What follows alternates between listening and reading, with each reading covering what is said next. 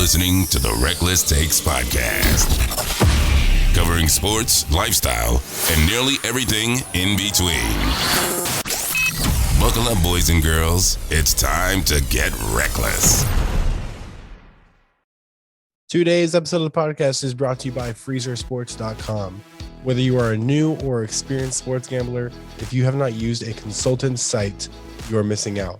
Freezersports.com utilizes advanced machine learning technology to predict sporting events and find you value lines.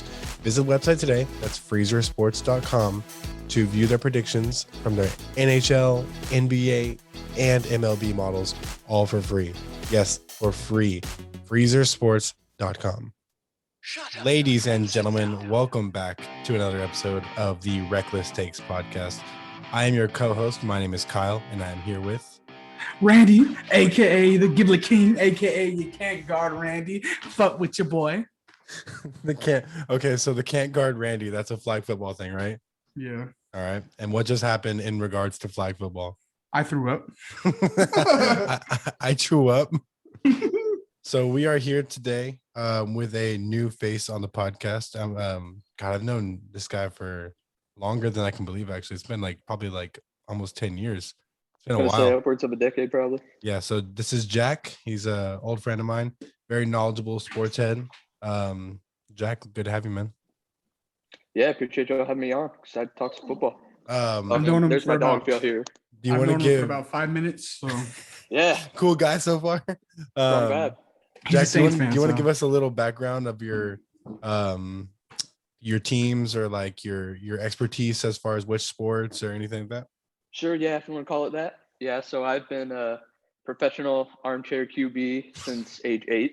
Been playing competitive fantasy football since then. So that's one of my big challenges here with what we're doing today is separating the real on-field product versus how I typically view people, which is in the fantasy football light, numbers and things like that. But I was never allowed to play football growing up because I'm so small. And so I compensated by just watching every game, Sunday ticket since I was 8 years old. And so, yeah, it's my favorite thing in the world. So happy to debate it with you guys. I'm sure we'll agree on everything though. Highly doubt it. I was like, we'll see. All right. So what we're going to do here today is this probably going to split up into 2 sessions. I haven't really decided yet, but we're going to rank our QBs and we're going to rank our running backs. QBs are going to be a little bit different from the other positions because we're going to do pretty much every eligible QB, including a couple of backups, and then running backs, receivers, tight ends. We're going to limit it to 20. So we're going to start here with QBs. What, Randy? You said 15 running backs, sir?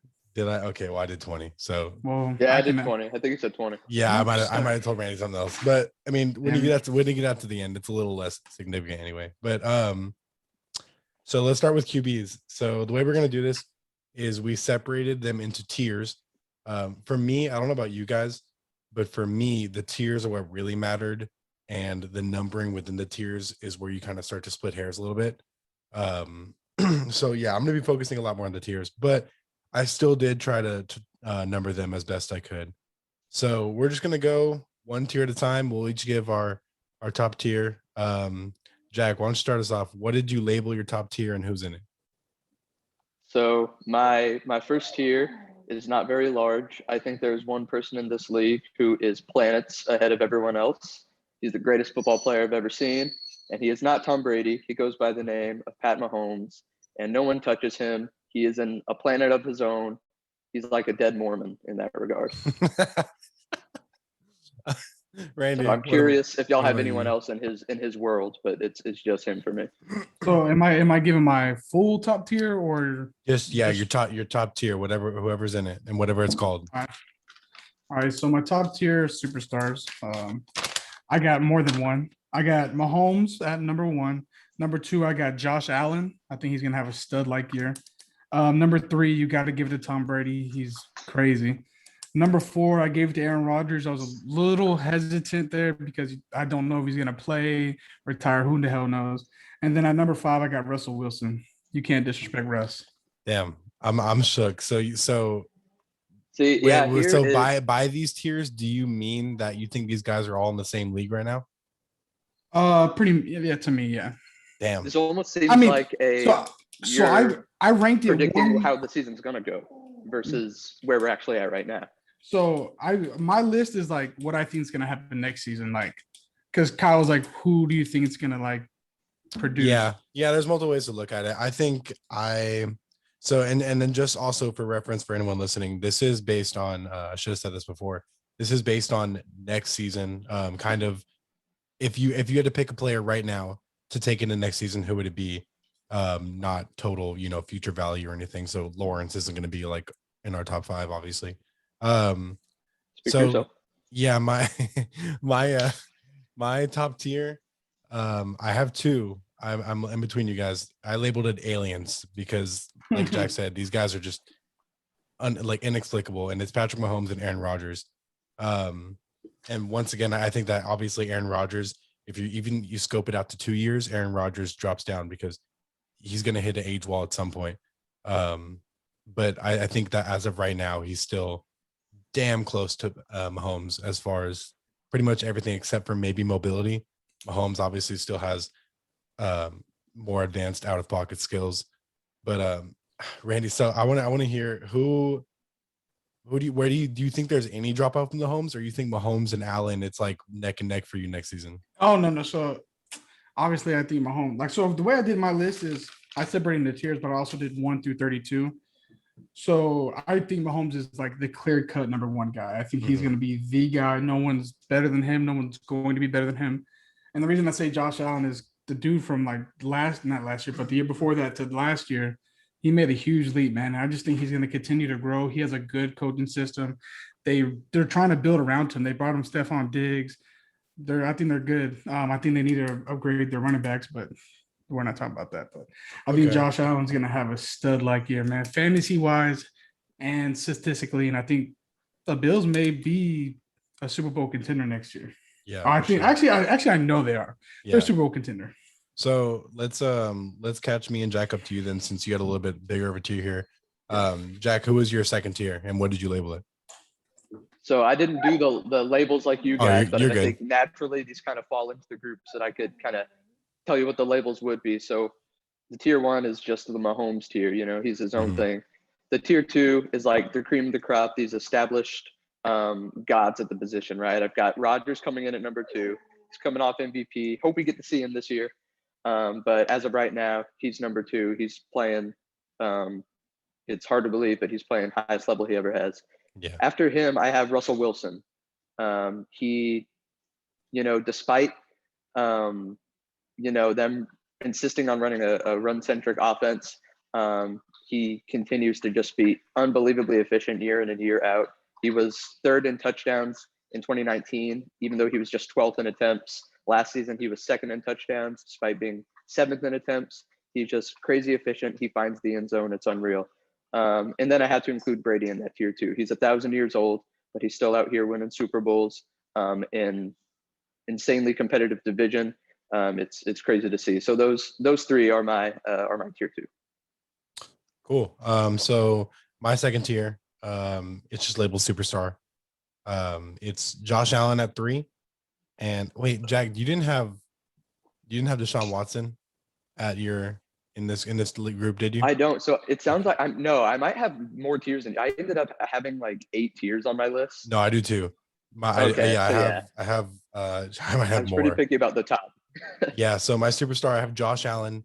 I have Deshaun Watson next. I think that what's going to happen is, and I'm not saying you guys are necessarily doing this, but I think the world's going to kind of forget just how talented he is. Both because of everything that's going to happen in the next, who knows, whatever happens with this lawsuit thing. And then also just how bad his organization is and how limited his skill players are. But dude, he is an insane talent. So I have Josh Allen, I have Deshaun Watson, I have Dak Prescott, and I think that he's going to be higher on my list than either of y'all's. I'm obviously it's impossible for me to not be huge on Dak Prescott, being a Cowboys fan, and him coming in and saving the day after Romo. So Prescott, and then my last 2 in this tier are Russell Wilson, and then this one's going to be a little probably surprising to y'all. I think Tom Brady bought his way into the superstar tier for me, just based off his Super Bowl performance. Because look, I'm have no problem talking about how much he struggled in some regular season games last year. There were some times where, man, it felt like he couldn't get the ball to you 15 yards away, and he was bouncing it to you, and some of his throws look short armed in like a Cam Newton kind of way. But man, the way he played in the playoffs, I'm not convinced that he can't come out and do that again next year. And that's the thing. I've got him number 4 overall on my list, man. So he's lost some of that natural arm power that he used to have, but there's no denying his ability to show up when it matters and to win those huge games. You know, he got his cheeks clapped by the Saints twice in the regular season. Who dat? But when it counted in the playoffs, he made it happen, man. He always does year in and year out. There's no denying it. So I don't think you can reasonably leave him out of that tier. And I mean, I would, like I said, for you, I would have put him higher. So I have no qualms where you put him. He's at number 3 on my list. So yeah, well, give me your next tier, right?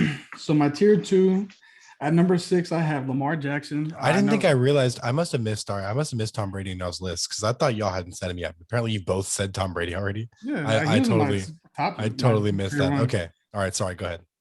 So I got Lamar Jackson at number 6. I think people think that he can't throw. I think they went and got weapons in the draft. I think he's going to have a way better throwing year. Number 7, I have Kyler Murray. The dude, he's short as hell, but man, he is a stud. I wanted to put him the superstar on my top tier, but I think that he has to go one more year to show me like, hey, I can fucking do this thing. I think the Cardinals are going to surprise a lot of people next year. 8, I got Stafford. Bring him into LA with a bunch more weapons. If he shits the bed this season, Stafford will fall all the way to damn rank number 30 for me. Mm-hmm. He has to prove a lot of people that he could do it.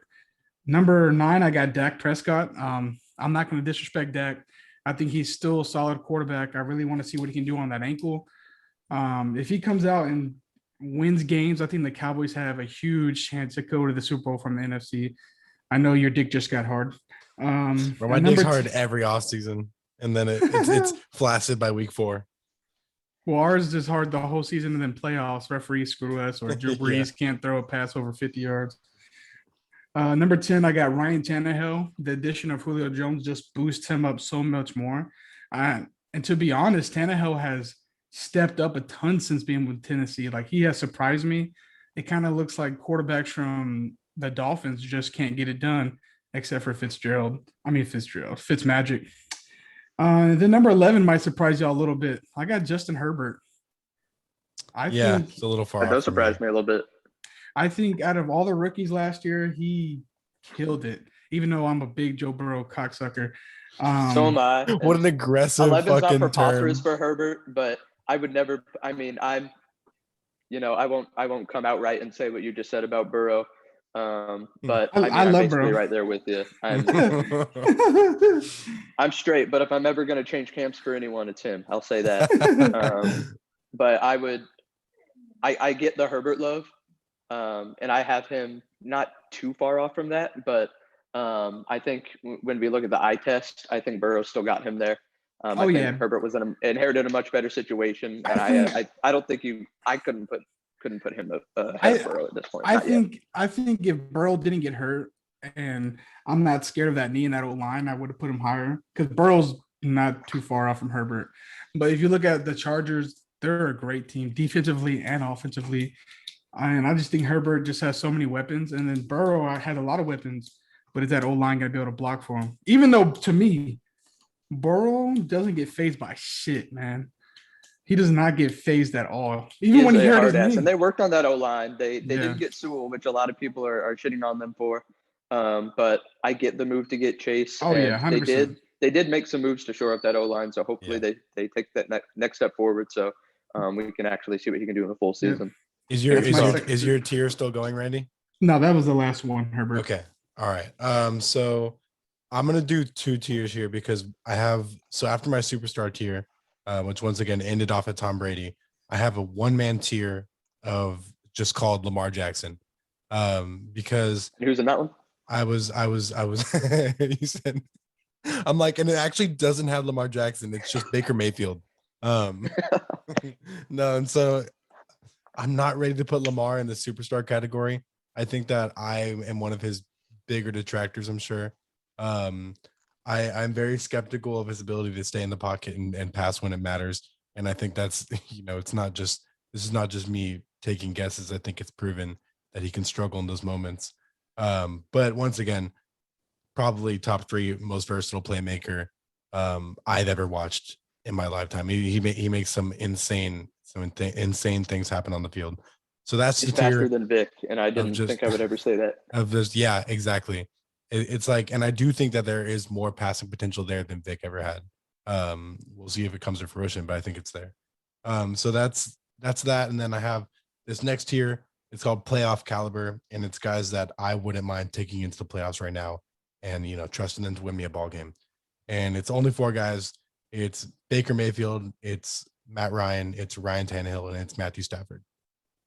So I think that that's a pretty Baker, obviously being the younger of those, but Matt Ryan, Matt Stafford, and Ryan Tannehill are just guys that they can sling the ball, they can win you games, and they've done it sparingly here and there, just haven't quite gotten to the top level yet.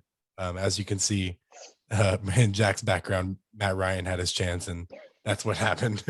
So Jack, let's hear your next tier.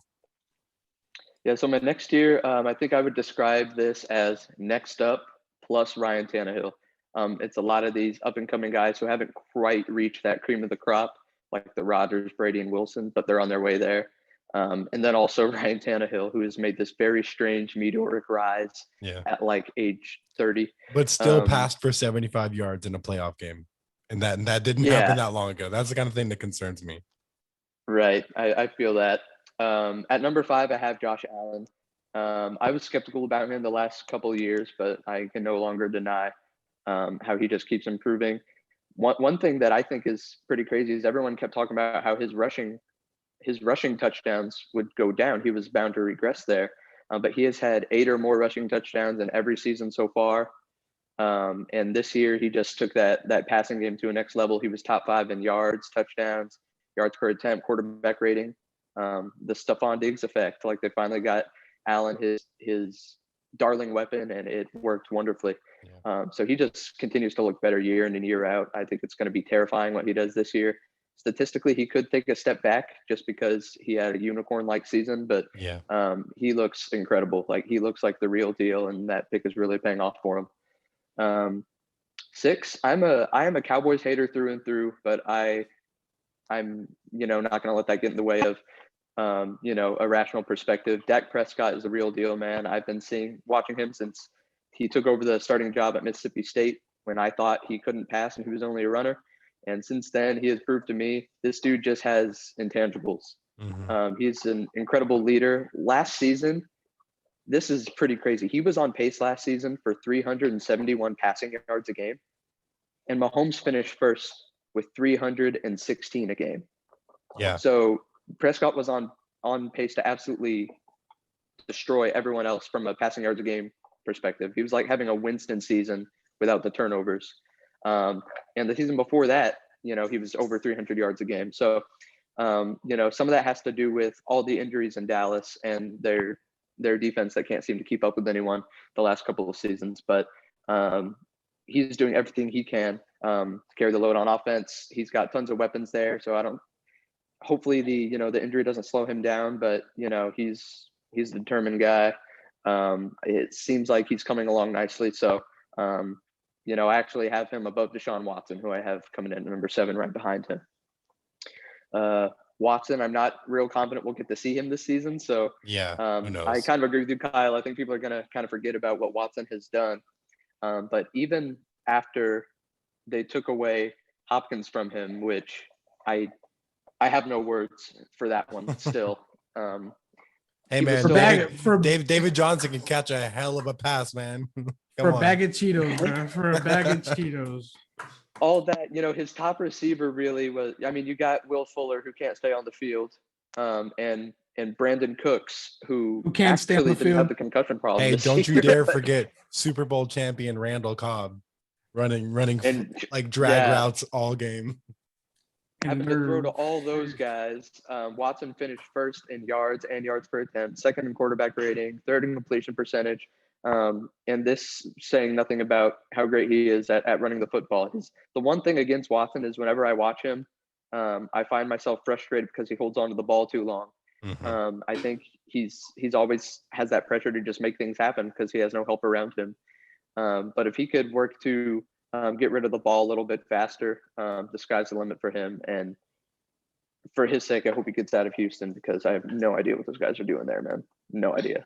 Yeah, and I don't know if you listed this stat, but he was second in sacks, which is that's one of the things where, like you said, right, he does hold on to the ball so long, and obviously he doesn't have a great offensive line, but it's definitely not. It's still like I wonder if how many of those are just contributing to the fact that he just won't let go of the rock.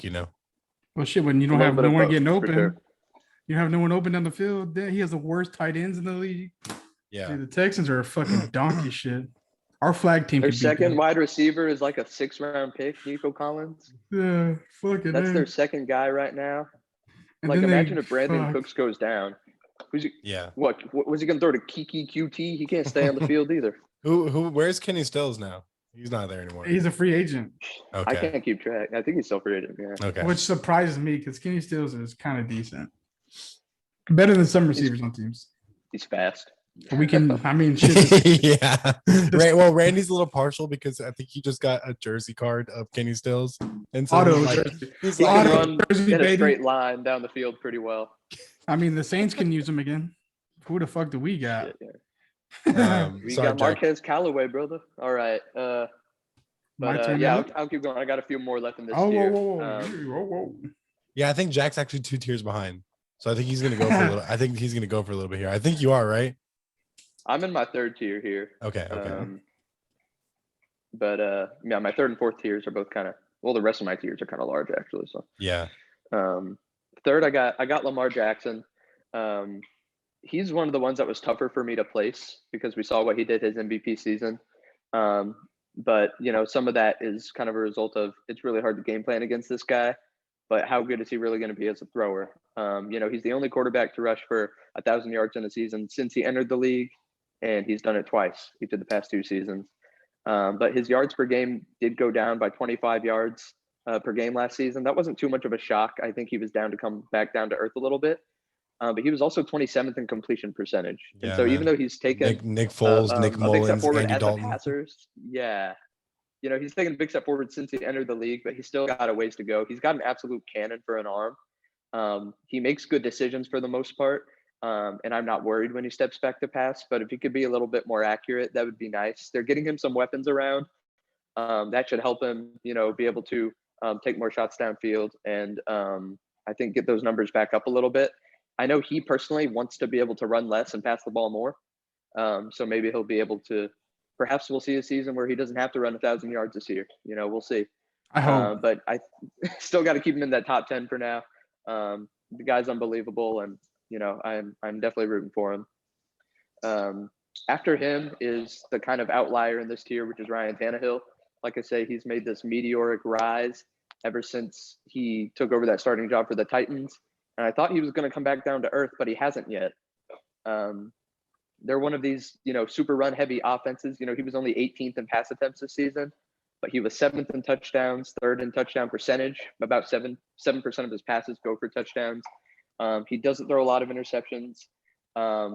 And that's the beauty of having Derrick Henry on your team and being able to throw the ball to AJ Brown downfield, right? Run that play action, throw a deep ball to AJ Brown, donezo.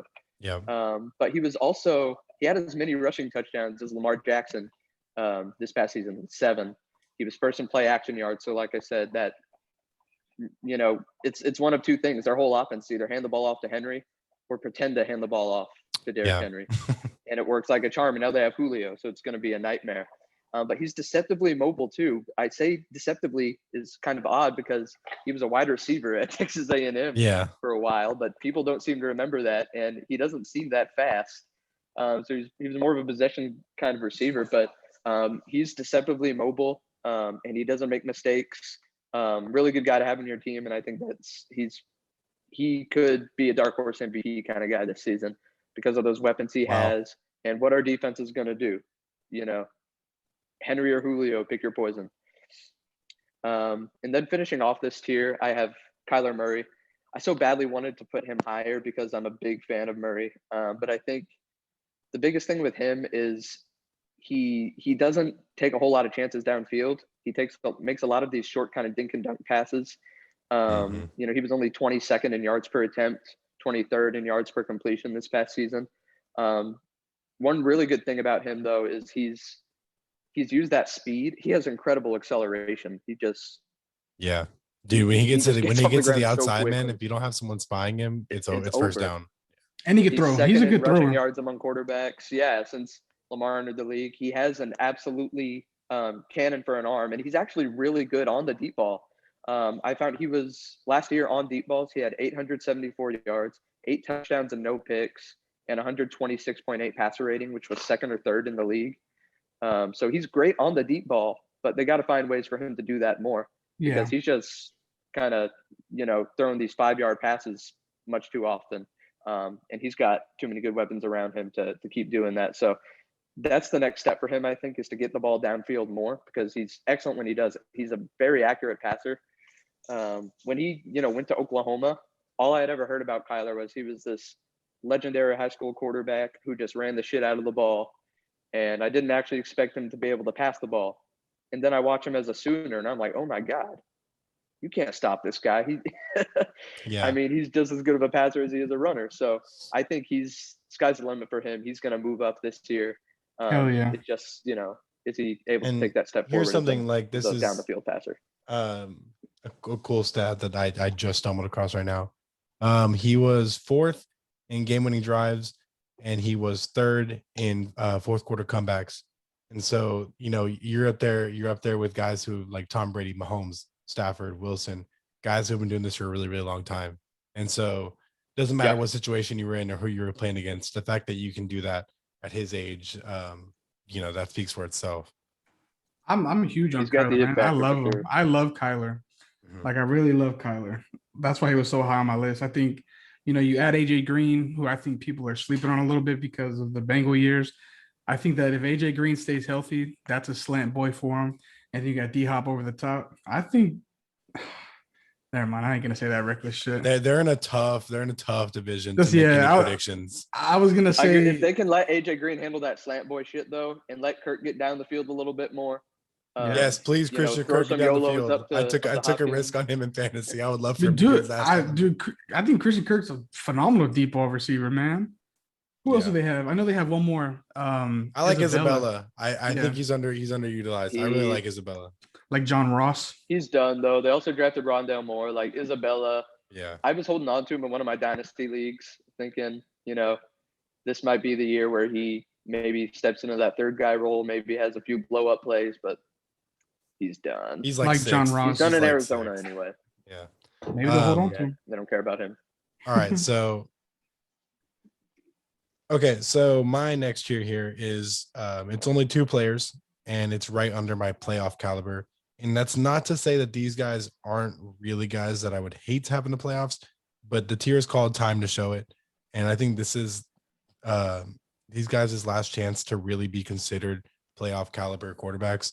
And not to be confused with my last chance tier, which is towards the bottom. This is just their last chance to be considered star players. Derek Carr is one of them for me, and I super that one's coming. ridiculously talented. And I honestly I don't put it all on him.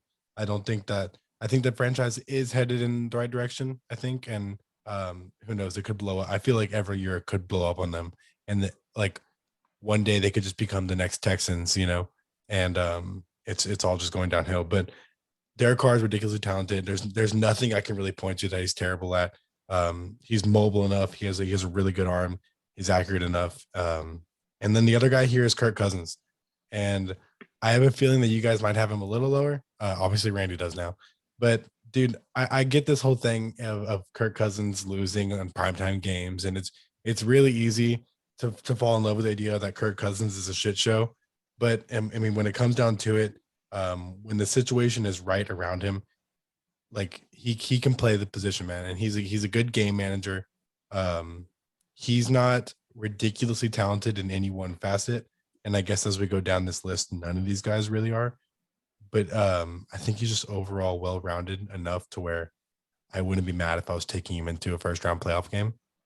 I'm not a Cousins hater by any means. I think he gets slandered way too much, but the primetime games thing, that really is a concern on his part, and that's what keeps him from reaching that next level. Is because of that, no one really fears Kirk Cousins, right? Like, yeah, they can acknowledge his talent, but they don't fear him. But he's been a really nice fit in that offense, other than when it really, really counts. yeah. But he was second in play action yards per attempt last year, only behind Tom Brady. Tom Brady was number one. I was actually surprised to see that. But when you have an elite running back like Dalvin Cook, defenses are scared shitless of him, pretend to hand him the ball and then throw it down to Justin Jefferson. It works like a charm. Yeah. And I think it'll be more of the same this year.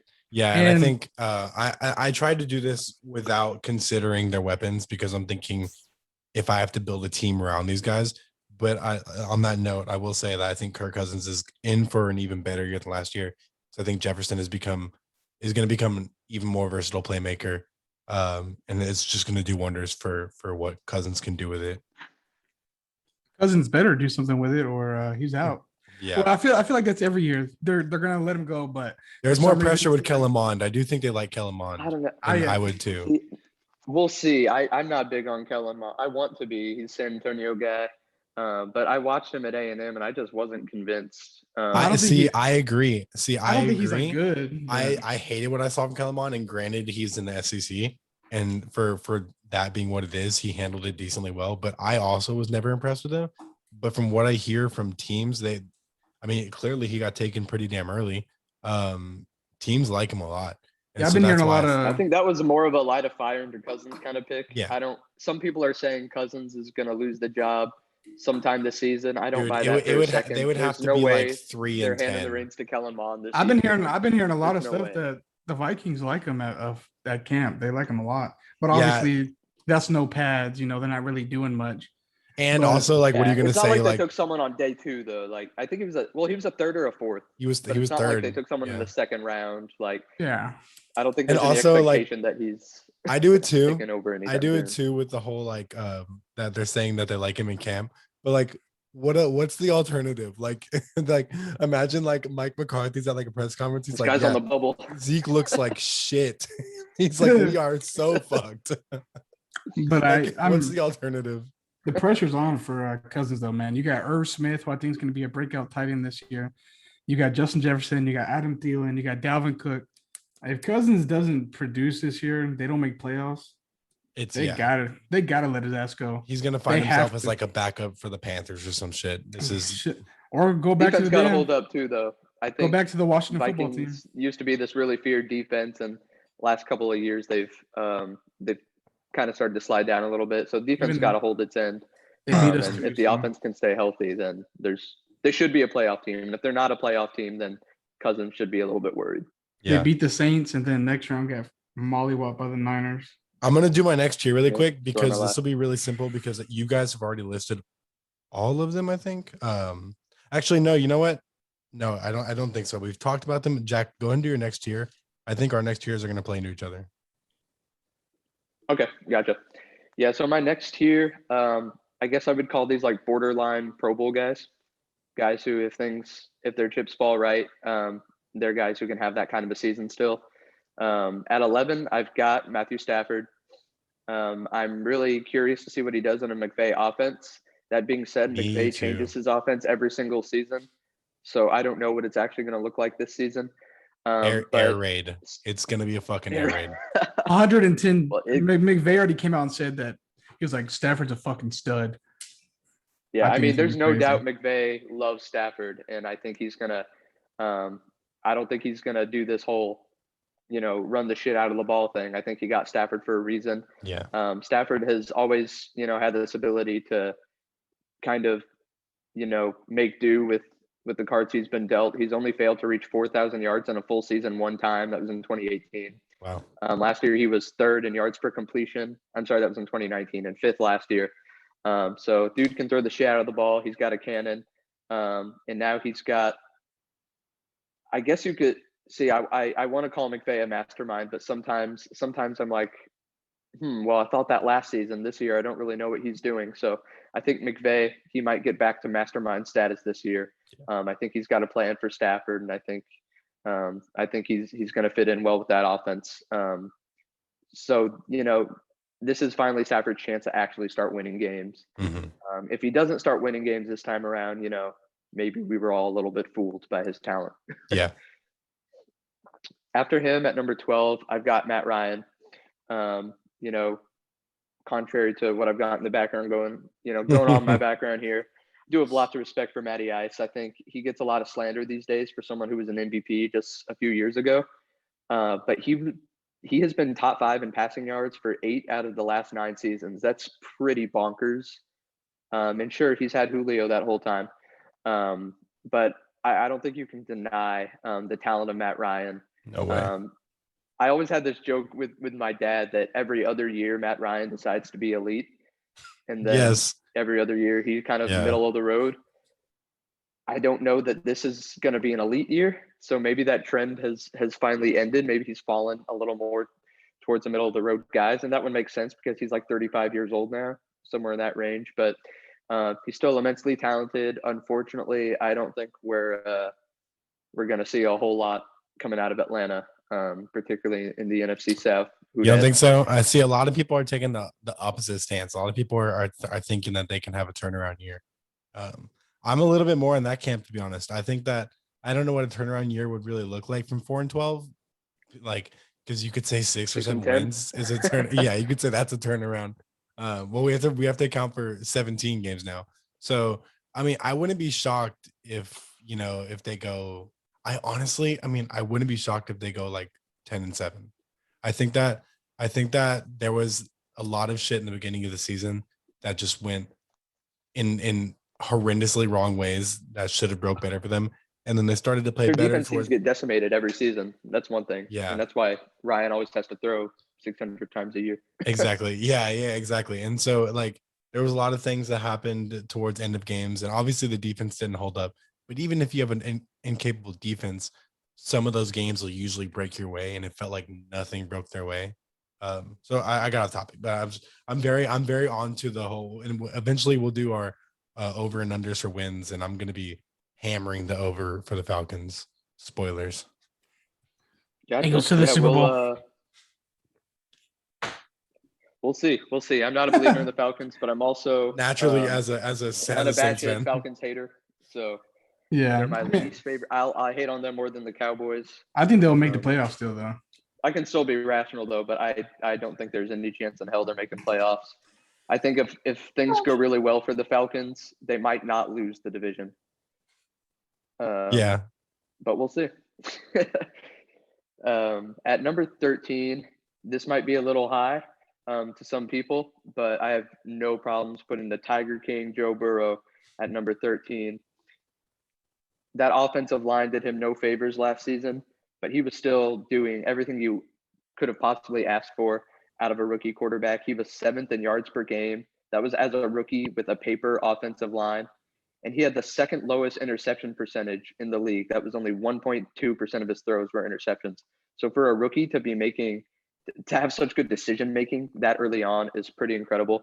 And I mean, I don't really have to talk too much about him. Whether y'all, regardless of where you have him on your list, I think y'all understand, what my reasoning would be and why I view him so highly. Dude had the greatest college football season I've ever seen. He just has that it factor, and I think he's gonna turn the Bengals into a playoff team sooner rather than later. I don't know if it'll be this year, but they're on their way there. After him, I've got Baker Mayfield. The biggest thing with him is his decision making improved a lot this past season. In 2019, he threw 21 interceptions. That was 4% of his throws. To just 8 interceptions in 2020, 1.6% of his throws. So having the best backfield in the league certainly helps and takes the pressure off of Baker. But he's also, I think, just taking pressure off himself. Sorry, my dog's. No. We welcome puppy noises on this podcast. But yeah, Baker's also just one of those guys. He has the intangibles, right? He's because of the offense he's in, he's not going to put up these mind-blowing numbers. He won't be winning any MVPs anytime soon. Yeah. But he's got the leadership and the intangibles to take that team. I mean, we saw they almost made a Super Bowl run this past season. He's got a great squad around him, and dude's just fiery. I love his intensity. Yeah, man. If you're a building great long-term guy for them. If you're this would be a fun exercise to do one day. If you're building a quarterback, and I see this on Instagram all the time, you're building a quarterback and you're taking one attribute from every guy, dude. If as far as like leadership and guys rallying around him, Baker might be He's the up best there. in the league. Yeah, so I agree with you there. His just fucking just bravado, dude. He's just a badass. Like his personality and his leadership. You're right. For sure, dudes rally around him. the Burrow fucking jersey. Oh my god, I love it. Oh, too bad you got the old jersey design. You got to get those new ones. The new ones are fire. I need to get one. I got a bunch got of LSU LSU. one. Yeah, me too. But I couldn't find it in the drawer, so I just decided to get the Bengals one. Got it. I'm not a Feel that. Bengals fan, I guys. I'm a Saints fan. Burrow fan. I feel that. After Baker, I've got Justin Herbert. So I'll admit I was not a Herbert believer. That's not to say I was ever a Herbert hater, but I was not a believer where they took him. He just seemed like a middle of the road guy to me, and I still think it's too early to tell how good Herbert is going to be. But he certainly earned my respect this past season. He was 4th in yards per game, which as a rookie is pretty insane. And the thing I was most impressed by is his just ability to make big plays and kind of turn nothing into something. I did not know he had that in him until I started watching him this rookie year. And I was like, wow, this dude instantly brought their offense to the next level. So I do think he's kind of in for a sophomore slump. We always see some big name rookie take that slump. And for me, I just get the feeling it's going to be him. I'm rooting for him, but I feel like a slump is incoming, but he's still a talented dude. And he's, if they let me ask you this. Continue to give him the right pieces, he'll be a nice player. Herbert, what are your Herbert flaws? I was trying to find out where to place him, and for some of the ones that were closer, I was looking away from what they're better at and what they're worse, and trying to find what they're worse at. I couldn't really find any like major flaws for Herbert. Obviously, his stats aren't crazy just because of the offense he's in. But like, what do you think there is about Herbert that you don't like? Yeah, nothing in particular stands out that I don't like. I guess maybe it's just okay, keep proving it to me. Yeah. Kind of thing. Like he had an impressive rookie season, no doubt, but he hasn't proven to me enough yet to be able to put him above some of these other guys. And a lot of other people might be telling me, why the hell would you not put him above Burrow? But for me, Burrow has shown so many of the skills that you look for in a Super Bowl kind of quarterback. And with Herbert, you've seen a lot of the raw athleticism and the ability to make these big throws. But from a leadership standpoint, winning games, we need Herbert to take that next step forward. The Chargers, I feel like this past season, we're in another. I feel like every season they have all these games that come down to the wire and they end up losing them. Yes, and I think that was Herbert that was the needs to be thing, able to right? get Didn't them they have out like of that? didn't they have like the most fourth quarter losses within 7 points? It was like every game pretty much. I think Like that happens every year. That's what it Yeah, feels like yeah. anyway. And it feels like that curse stuck with them rather than leaving with Phillip Rivers. So Herbert Yeah. needs to be able to break that curse and help them get to, a winning team. And that's when he'll take that step forward up into the next tier of quarterbacks, I think. But to be number 15 on my list after a rookie year is great. Like he's been fantastic. They definitely could not have expected anything more from him. He's exceeded all expectations. And then last in this tier, I have Kirk Cousins. Not too much left to say about him. We've talked about his biggest flaw really. It's just not being able to win when it matters most. Now he had that classic playoff win against the Saints when he broke my heart by throwing to Kyle Rudolph in the end zone. But generally speaking, Cousins has not been able to win the big games. And so that's what's going to, if that trend continues, he's going to fall down the ranks here. And, we could be seeing the end of his days, I think, as the guy in Minnesota, if he doesn't help them to start winning more. But I'm still a big fan of him, and I've still got him in this tier. Dude, I've got him at 16. While you were doing your cousin's thing, I was looking up the Chargers one score stuff, and it's insane. So they've lost 31 one possession games since 2016, which is the most in the NFL by 14. And Oh my God. last season and going back one more game, they've lost 11 of 13. So they do not win one score games. And I don't know if that's something that's happening. I'm not like super like fucking zoned in on Chargers football, but like that seems like that has to just be like shit luck when it's that bad, because obviously you're in these games. It's a curse, dude. Yeah. It's shit luck when it's 1 or 2 seasons. When it's 5 years, yeah, that's a curse. And it didn't leave with Phillip Rivers, because the Colts were winning games this year, man. And he wasn't. It wasn't because of Rivers. So it's some kind of maybe it's the curse of them deciding to leave San Diego. I don't remember when exactly that happened. But hasn't been that maybe long. it was a curse from the city of San Diego. I don't know, man. But if Herbert can't break that curse, then he's not going to be able to live up to these lofty expectations people now have of him. Yeah. So we'll see. But that's my tier 4, y'all. Okay. So I'm gonna go real quick because I think all these guys have not been listed. Damn. I'm never gonna go or no. Angry. Did you hear my reasoning? It's because you've already said these players. So like, because I don't want you to go get all ahead and I'm listing players that y'all talked about like 20 minutes ago.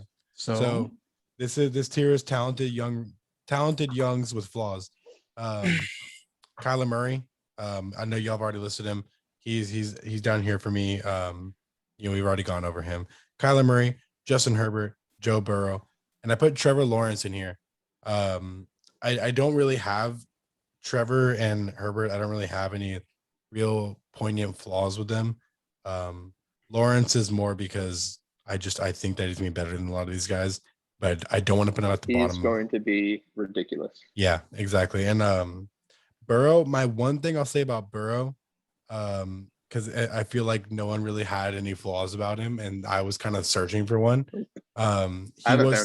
He was 32nd in 20-yard plus throws in completion. So I think that's always been something that, going back to the LSU times, was like he has a cannon for an arm, and he does, but at least in the NFL, he hasn't found the touch yet. So yeah, but he really did. I would say that's more a product of his offensive. In college, he's never had like this huge rocket arm. No, like stop. He's great at throwing it. He's great at throwing the ball downfield and finding his guys downfield because he's accurate as hell. The Bengals, they seem to be on a mission to kill Joe Burrow. At least that's what it looked like this past season. And I think that's the main reasoning you're not seeing him throw these 20-plus yard balls downfield, because he didn't have any time. He can't. At LSU, that's all he was doing. He was finding Jamar Chase, it seemed like 10 times a game. And then Justin Jefferson, then Thaddeus Moss, and then Clyde Edwards. Yeah, it got Terrace Marshall, got everyone. Terrace freaking Marshall. So I think if they're able to take that next step forward as an offensive line, I think he's going to have plenty of abilities to make those big plays.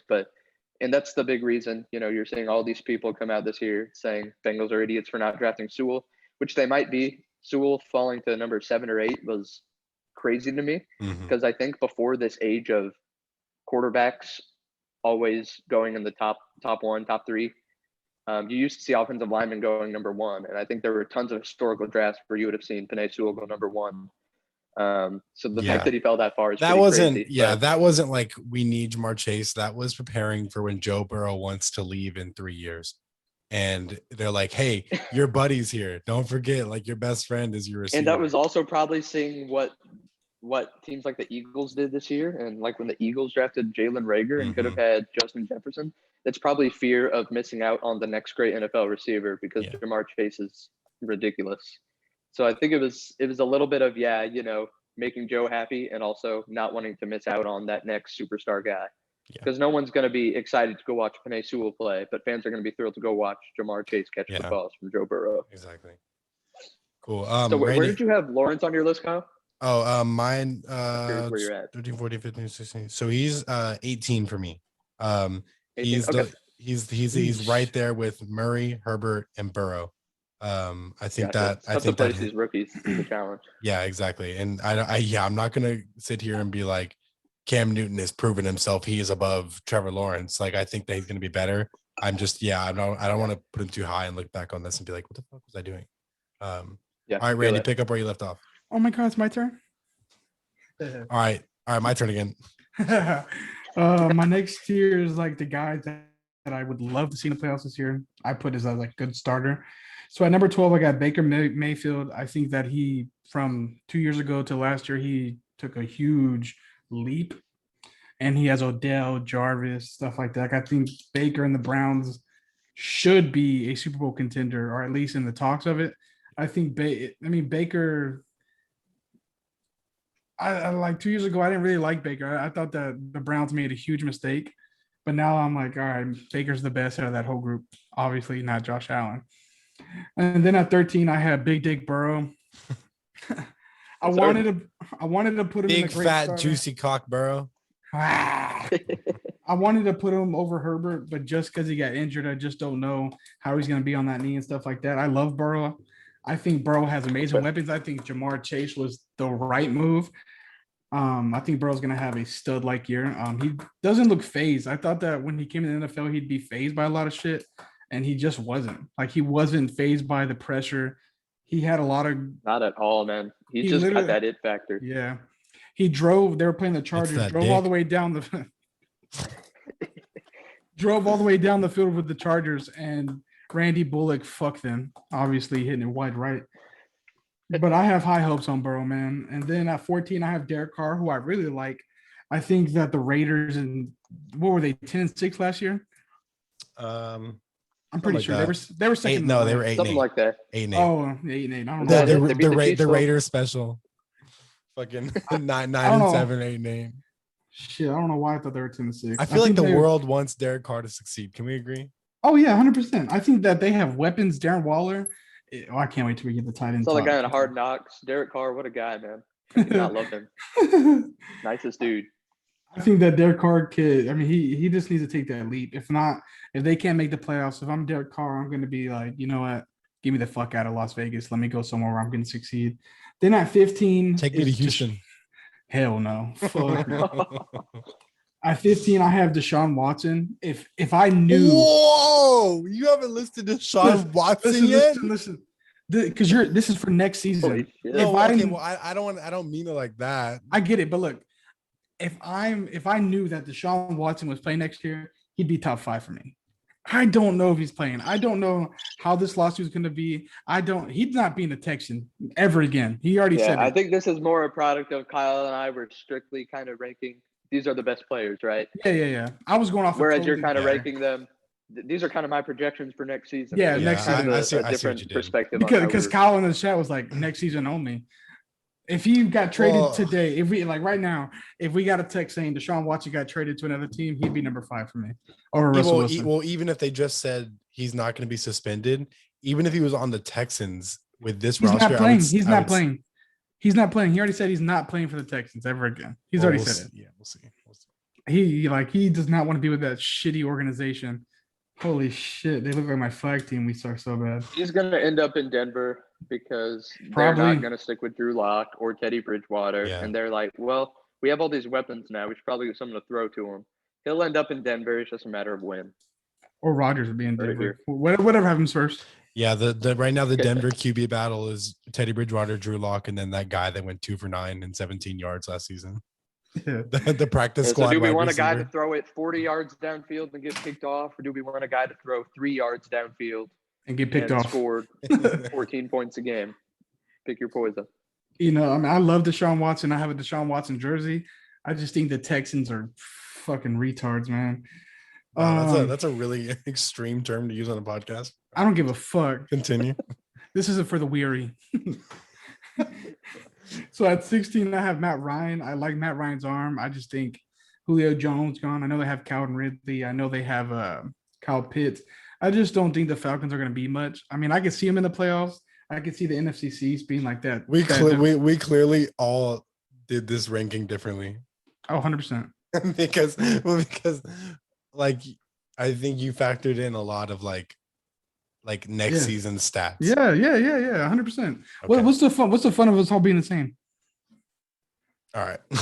All right, go ahead. enough. But I just think that no I think that argument. I just don't think Matt Ryan's like I like him. I think that he's a superstar, but I just don't think that he's there. Like it sounds weird when I'm saying it, but like, you know what I mean. You know what you know what I'm trying to get at. Well, yeah, it's that thing that we all can never explain with Matt Ryan. It's like No one gets excited when they hear his name. Exactly. Yeah. It's in the one season you're excited, you're like, oh hell yeah, Matt Ryan. Next season, you're like, I haven't heard shit about Matt Ryan. And then at number 17, y'all probably be a little shocked at this. I got Jimmy G. I'm still a believer in Jimmy G. I mean, I get it. That's like a hot take. It's a reckless take. A reckless take podcast. Like he can't stay on the field, but when he is on the field, they're a successful team, man.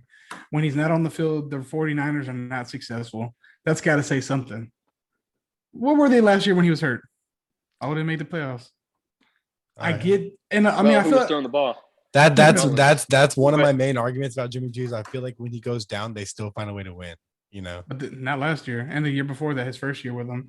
I just feel like Nick Mullins was throwing the ball for them when he was out last year, though. Nick Mullins, I think, had the highest interception rate of anyone last season. And I just think a lot of people look at that Super Bowl and that throw to Emmanuel Sanders, and they're like, that's why Jimmy G is not our guy. He's going to start next year. I just don't know how many weeks he's going to start. I don't know if he's going to be traded to the Patriots unless they love Mac Jones. I don't know what's going to be on with Jimmy G, but I really like Jimmy G. I know he's going to start at least 5 weeks. Yeah. And then traded. I just like him a lot. I just like his arm. I like Jimmy G too. After I saw him when he, joined San Francisco, I'm like, Jimmy G, he's next man up, man. He's the franchise quarterback. He's the real deal. And since then, I've just been rooting for him so hard, but I've been underwhelmed. Like I have not been seeing. I think that Belichick offense, kind of filtered out his weaknesses. He just looked like an absolute star in that offense. Then he gets to San Francisco, and he's just fine. Yeah, let's be real. Nothing, I mean, that's the he thing does nothing exceptional. He's not gonna, lose you games, but he's also not gonna take your offense to that next level. He's gonna keep you above water. Yeah, and he's just underwhelmed me ever since taking over there when he has been healthy. I feel like the thing is like he's just my last thing. He's just not an athlete. No, you're good. He's just not an athlete. Oh yeah, I mean he's like a Tom Brady guy. He's gonna sit in the pocket, but I feel without the good decision making. Oh yeah. I feel like if he made that throw to Emmanuel Sanders in the Super Bowl, a lot of people might be thinking the conversation would be changed. I agree. Exactly.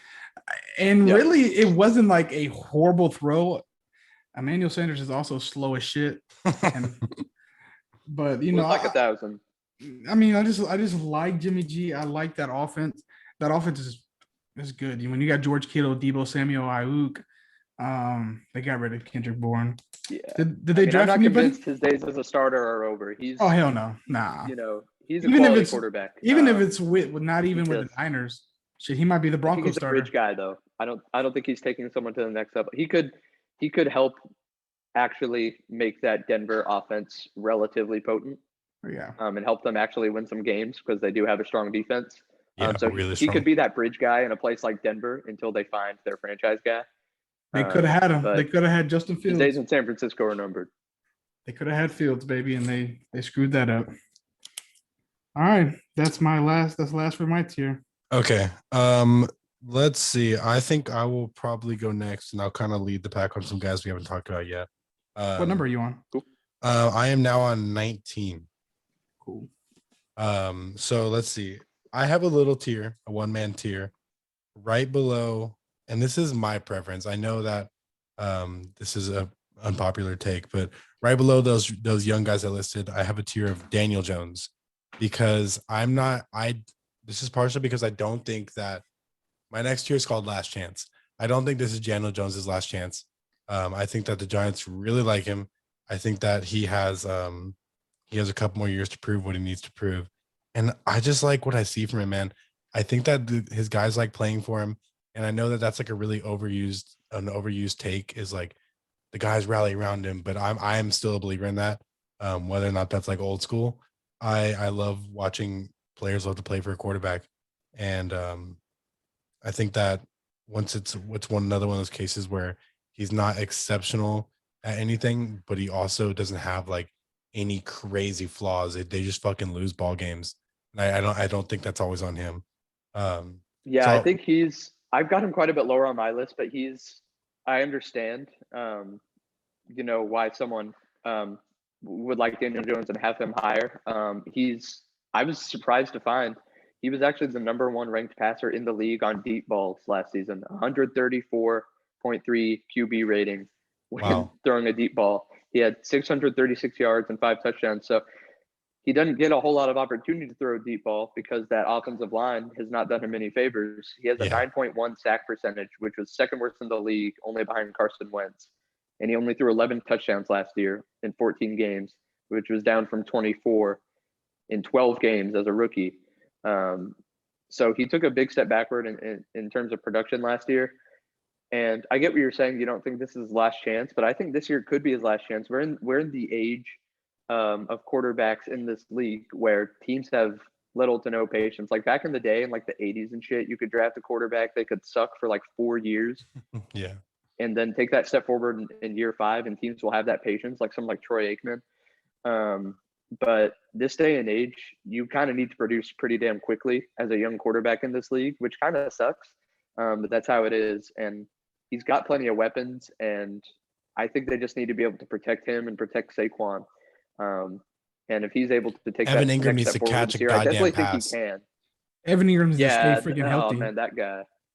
That guy is frustrating. I now that you're kind of talking about it, I agree. I could see a scenario in where Daniel Jones struggles, and then the Giants could do multiple things. They could bring in a rookie and say, Daniel Jones, you have 6 weeks. You have 6 weeks to prove it. I could see them bringing in a vet and being like, you have 6 weeks to prove it.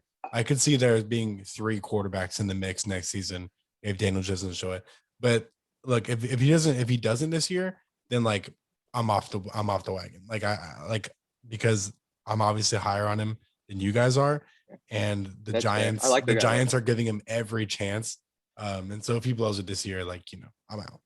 But they're doing a good job, like building around him. Like they have a team, man. They have a really good team. Like I've been saying all this time, they're one Daniel Jones away from making the playoffs. Kadarius Toney, man. Oh, don't say that around freaking Kyle. I love Kadarius Toney. It's nothing against what Kadarius Toney brings to the table. I just they already had a crowded receiver room. He's Devontae Smith. And I understand you don't always just draft for immediate need, right? But I think receiver was the last of their worries.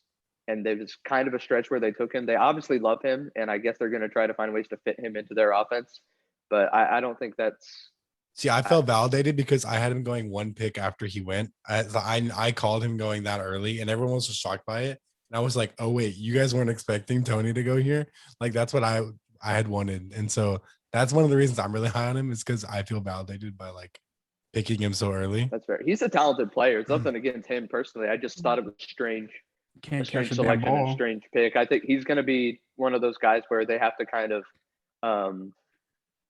force feed him the ball. Like they're going to have to find ways to get him the ball rather than organically getting him on the field. And I don't see like touches. a out of nowhere like Claypool kind of thing where it's like he all of a sudden has like a huge year. Yeah, no, I agreed. Okay, so that's my Daniel Jones tier. This next tier is it's called Last Chance, and in it I have Jimmy G, I have Carson Wentz, I have Jameis Winston, and Jared Goff. This is when we start to get to the lower tiers now, and I think this is probably my most consistent tier where I could put any of these guys in any order and have no problem with it because it doesn't really matter. They're starters. They're going to have good games. They're going to have bad games. But if they don't win this year, their teams are probably done. I think that the Colts are going to give Winston 1 season to fucking prove anything that he's worth a shit. Yeah. I don't.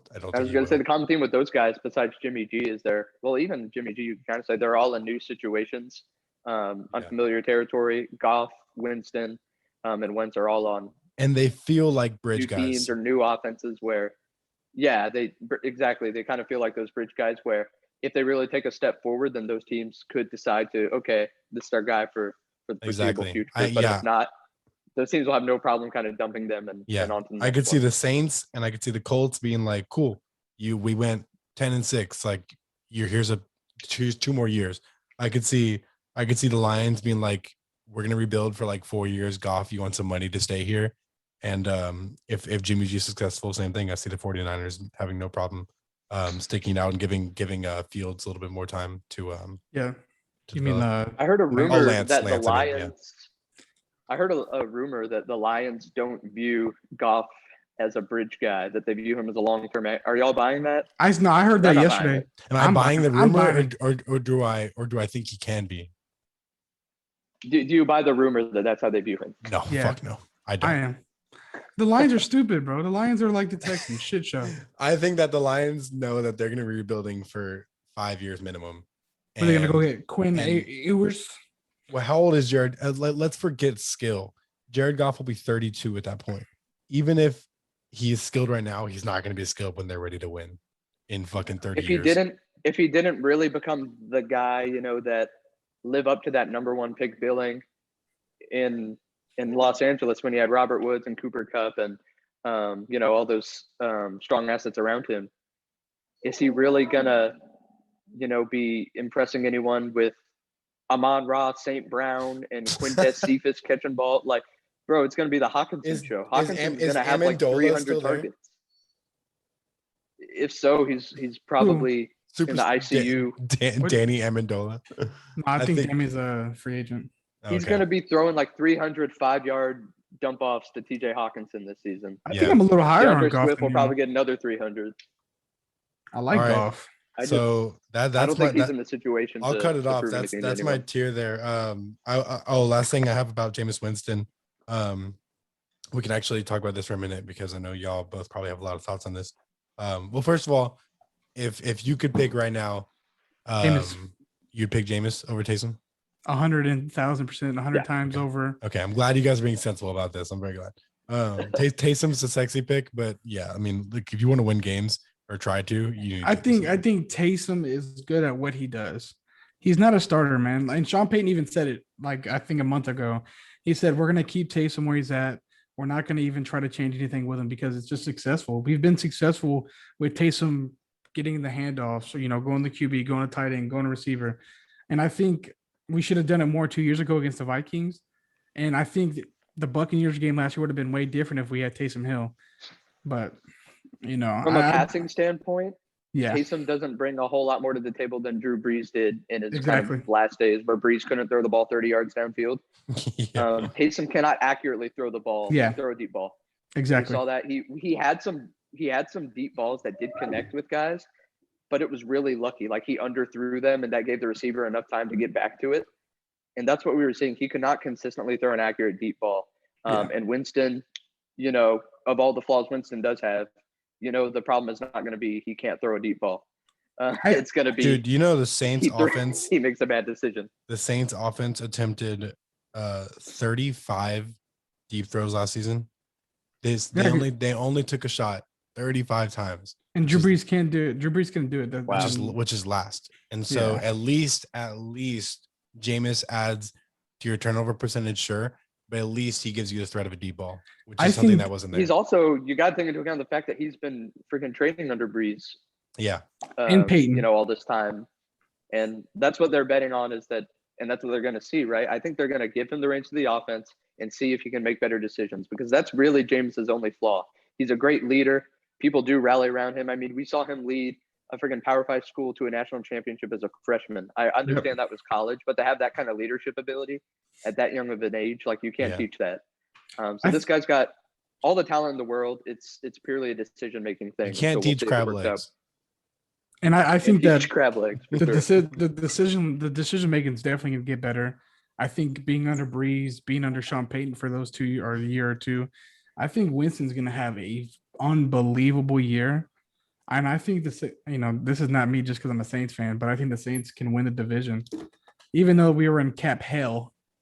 I think we have the best. That defense is so strong. Winston's never had strong. I mean, defense is used to having to rally from behind, and that's one reason he just kind of yeets it up there. Yeah. But the Saints defense is for sure top 10, quite possibly top 5 unit in the league. Super strong defense that's going to keep them in games.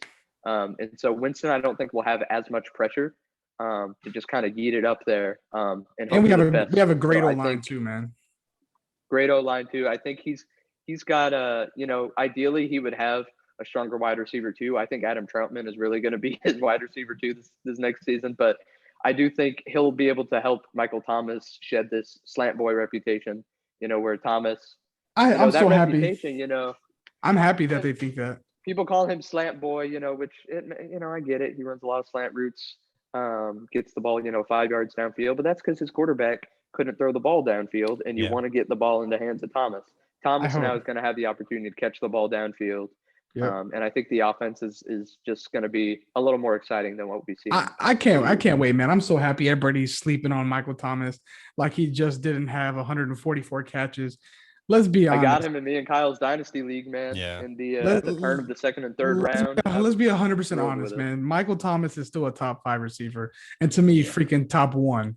God, that's the Saints bias thing, though. Yeah. But I just I'm love taking a Michael hop if Thomas. it's me.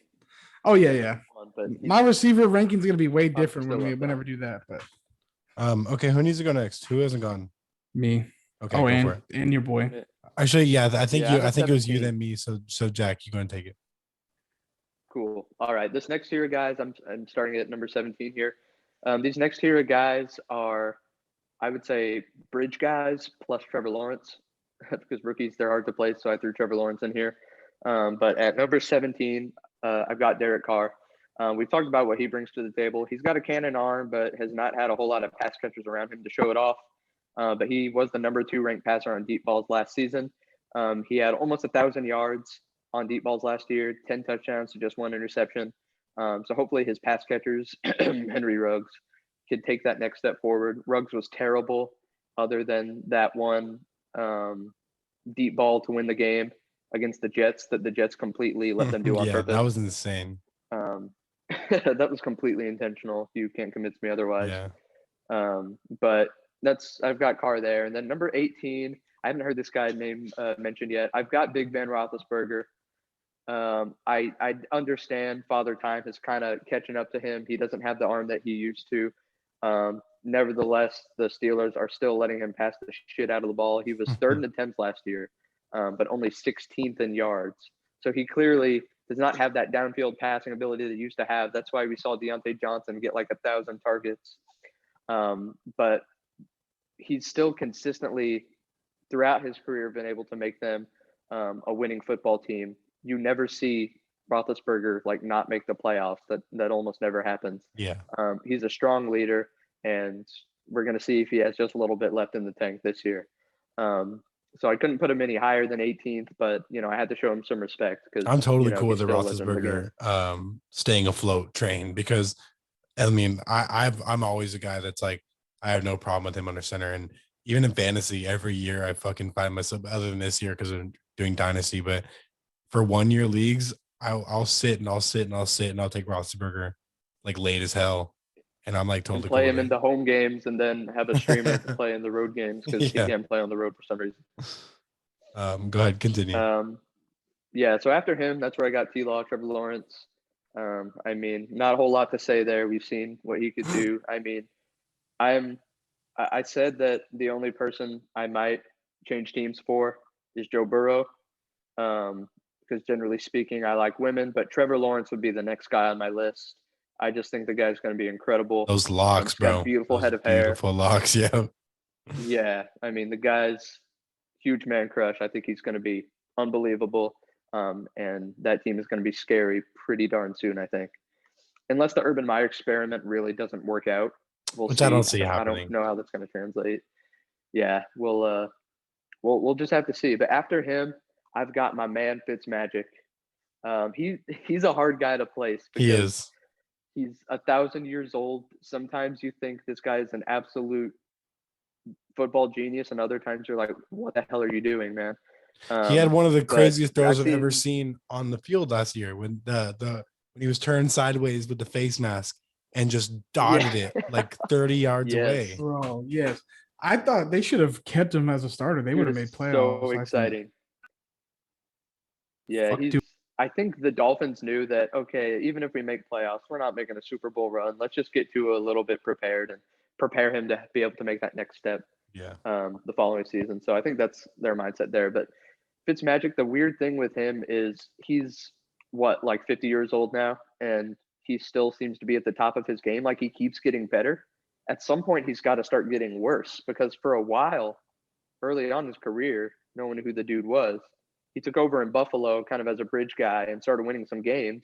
Then they gave him a contract, and they realized, we don't want this guy long term. Then later on, years down the road, he becomes this, guy to come in place of injured Jameis, and suddenly he's the greatest quarterback anyone's ever seen. And he's just having this renaissance as an old man, and it's amazing to see. Yeah. And now he's in this position to be a bridge guy for the football team. Almost said Redskins. For the football team. And some people think he won't last the season as a starter. I do. Call me crazy. I think their defense is stellar, and it's really going to come down to his decision making, right? Is he going to be, I like to think of Fitzmagic as Mr. Yeet, because he just does not care at this point in his career. He's just going to throw shit up and see what happens. And so, I don't know if you guys can hear that. Come on, man. Go ahead. Continue. But it's going to come down to his decision making, because if it's to the point where he's thrown up reckless throws that are costing them the chance to win games, then okay, maybe they'll say, "Hey, Taylor Heineke, let's see what you can do." But I like Heineke. I really do. Heineke looked nice in the limited action. Yeah. But the playoff game, he looked pretty. He's a guy to take the team to the playoffs. It could have been like a one. He did everything one he game. could've. Yeah. Yeah, I mean, remember Matt Flynn? Yeah. When he took over one game for Rodgers, had the greatest game in the history of the Packers organization, got Mike the bag Glennon. from Seattle, and then Seattle drafted Russell Wilson anyway, and Flynn never saw the field. That was the weirdest shit I've ever seen. Mike Glennon. Sheesh. Mike. I think people want Glennon to be something more than he is. Ever since he came into the NFL, like he was I think a day 2 draft pick, pretty much just because he's super fucking tall. But he's really always just been Mike Glennon. Like he is what he is. He's never really been what people want him to be. I like Fitzmagic. Man, I'm like high on. I just bought a Fitzmagic auto card yesterday. Okay. And obviously it's cheap. It's not gonna be high up there. It's one of the cheapest cards I bought. What's the ceiling on this card? No, I just bought it. I'm not like looking to resell or nothing, but I saw it and I was like, dang, I gotta have a Fitzmagic in like an auto. It was like $2. If we're going sports cards, I have a Washington football team high ceiling sports card. Yeah, I want that. I need Fitzmagic to go out because I have a rookie auto Heineke. And like I'm probably gonna end up selling that like at any midseason hype. When did you get that? You should have sold that when you could. No, I got it I got it a month ago. Did you buy it at its hype? I got it like a month ago. And so I think I do agree with you that I could see a scenario where Fitzmagic ends up starting the entire season. But what's gonna happen is if for any reason they start losing ball games, the fans are going to be clamoring for Heineke because they love the way that he looked in those last couple of games. And so that what's going to happen is he's going to be like announced to starter, and I'm going to sell it that fucking day because it's going to spike up like 200%. I'm not going to wait for him to play because he's going to throw like 2 picks and throw for like 120 yards. I'm just going to sell it that fucking day because I'll give you 20. I have no faith in him as like a viable NFL player, but it was exciting. I mean, the whole like, the story of it. He could be. You just never know. He did everything he could have in that playoff game. So I think he looked respect for sure. I think he looked semi decent in the playoff game. Good enough, yeah. They were close to winning. It could have been their defense that was really keeping them in it. But Are you still going in this tier, Jack? Yeah. I got a few more guys in this tier. So after Fitzmagic, I got our guy Crab Legs, Jameis Winston. He's a polarizing guy now. Everything good you can say about him, you can just counteract it with he threw 30 picks. Mm-hmm. So, it's definitely a prove it year for him. But he led the league in yards in 2019, second in touchdowns. And of course he threw those 30 picks. So very Brett Favre-like year, except without the wins. But he's got the tools to prove it this year. And if he doesn't, then, it might be the last we've seen of him as a starter. So we'll have to see. After Jameis, I've got Carson Wentz. So he is another guy that's hard to place because we've seen what he can do when he's got an offensive line protecting him and a healthy team around him. When everything is perfect, we've seen what Carson Wentz can do. I mean, he was literally going to win the MVP Yeah. that Super Bowl season until he got hurt. No one was even close to him. He was going to win the MVP. And then fast forward to this year, he led the league in interceptions, and he was sacked 50 times, which was most in the league, and he only played in 12 games. That offensive line was on a mission to run him out of there, I'm convinced. But now he's in a kind of a prove it situation. He won't be asked to do too much because it's going to be a defense that's kind of driven, a team that's kind of driven by that defense, and an offense that's driven by the run game. So Wentz will really just need to be a game manager, and not make mistakes, like he did this past year, throwing so many picks. I think Wentz kind of last year felt like he was playing to keep his job. Hopefully he's got a little bit less pressure on him this season and can kind of just let the game come to him. But I do believe in the guy's talent, and I'm hoping it works out for him because I really like him. Yeah. He doesn't have the most exciting weapons around him, but they're capable. And, I think defenses are going to be scared enough of Jonathan Taylor that it's going to open up some open throws for And Wentz. dude, So, Hines is going to be his best friend because the Eagles running back core really struggled in the pass game. And if you're like a struggling quarterback, that's your best friend. And so the fact that they couldn't get it done, man, Hines is a great pass catching back. So that's going to be good for him. And so is Taylor. I'll talk about that when we talk about running backs, but Taylor is actually a much better receiver than he's given credit for. So I think that's going to help Wentz to dump it off to those guys. He'll be able to have a lot of faith. Is Marlon Mack still a Colt? Do we know? Yeah, he's a third string. We'll see what kind of role he has. Third? They have Hines above him online. That's tough. He'll be second in carries. He went from like the starter to like. Well, yeah, it's because like Mac is interesting because it's like, all right, we need to run the ball. Taylor, get in. All right, we got to pass the ball. Hines, get in. Marlon Mack's like, what can I do? They're like, you want to play fullback? Maybe. Well, it's a matter of, do they decide to run Taylor into the ground, kind of like they did towards the end of last season, or do they want to kind of extend his shelf life and take some of that workload off of Taylor? So we'll have to see, but I think Wentz, he definitely has the opportunity to kind of recover from some of all the slander that's been on his name this past year too. Yeah. And then after him, I have the guy who was drafted right ahead of him in their draft to finish off this tier at 23 is Jared Goff. I think he definitely showed a lot of promise when that Rams offense was at its peak. His first 2 seasons as the full-time starter, so not that atrocious rookie year where he took over partway through the season, but his first 2 seasons as a full-time starter, he threw 60 touchdowns, right? And then the last 2 seasons, he's only thrown 42. Jesus. He was 26th in touchdown percentage last year. He was 22nd in yards completion.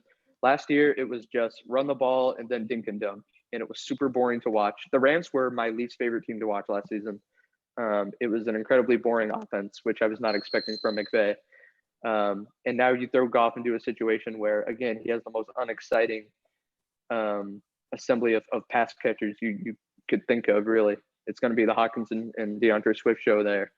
But Goff is just not exciting, and I think he's more of a bridge guy for the Lions, who are in extreme rebuild mode. Like, this could definitely be a team that has potential to get that number 1 pick this next season. So I'm not slandering the guy. I do think he's got some talent, but I don't think he's proven he can be a guy that can really take your team to the next level. I mean, he helped bring that team to the Super Bowl, but it wasn't Goff kind of, conducting that train, right? He was helping them not to screw up. Yeah. But I think his days reaching that level of play are over. And that's it for my tier 5. Okay, cool. Randy, go for it. Alrighty, here's my tier 4. I think I'm higher at number 18. Number 18, I got Jared Goff. I still believe in Jared Goff, even though he's in Detroit. I kind of have a little hope for them. They got a new coaching staff. Galladay's gone. Marvin Jones is gone. I just think, I'm not saying they're going to be like the playoff team. They're going to make the playoffs. I highly doubt it. But I think Jared Goff is going to kind of surprise a lot of us next year, especially with his yards, his touchdowns. I think they could be a sleeper team. There's always that one team that just have like a shitty team. Like, they're overall on paper, they're shit.